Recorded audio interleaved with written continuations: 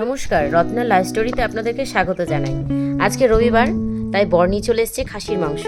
তো আমি এই খাসি মাংস কীভাবে রান্না করি চলুন আপনাদের সঙ্গে শেয়ার করি। প্রথমে তেল দিয়ে দেব,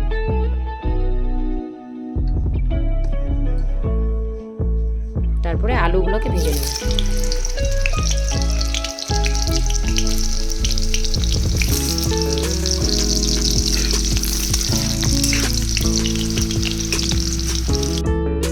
এইভাবে লাল লাল করে ভাজা হয়ে গেলে উঠিয়ে নেব।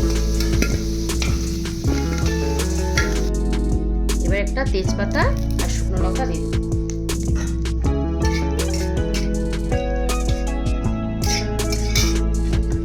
তারপরে এক করে পেঁয়াজ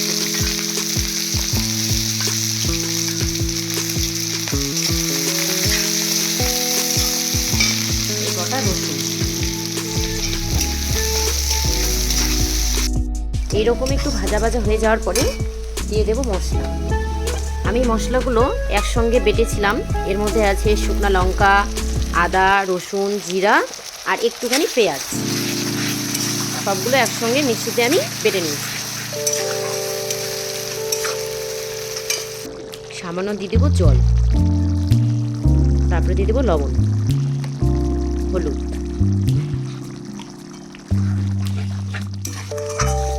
এবার এটাকে একটু কষিয়ে নেব। যখন পাশ থেকে একটু তেল ছাড়তে শুরু করবে তখন দিয়ে দেবো মাংস। এই দেখুন তেল ছাড়তে শুরু করে দিয়েছে।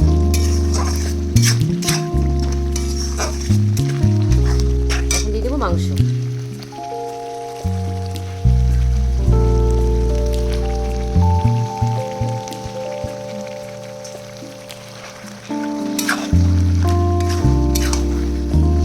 এবার ভালো করে কষাতে থাকবো।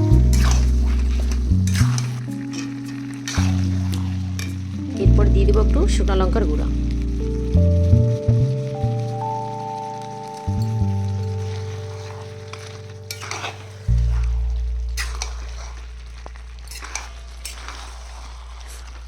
এরপরে ঢাকনা দিয়ে ঢেকে দেবো। সরিয়ে মাঝে মধ্যে একটু নাড়াচাড়া করে নেব।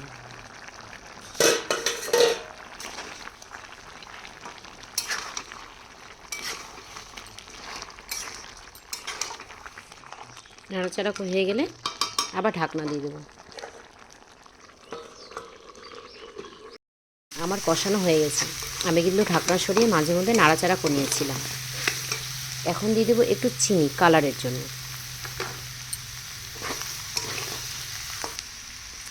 তারপরে দিয়ে দেবো গরম জল। গরম জল দিলে কিন্তু টেস্টটা একটু বেশি হয়।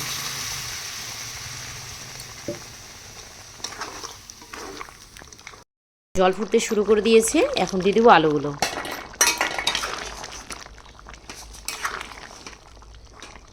এখন আলুগুলো যখন সেদ্ধ হয়ে যাবে তখন নামিয়ে দেবো।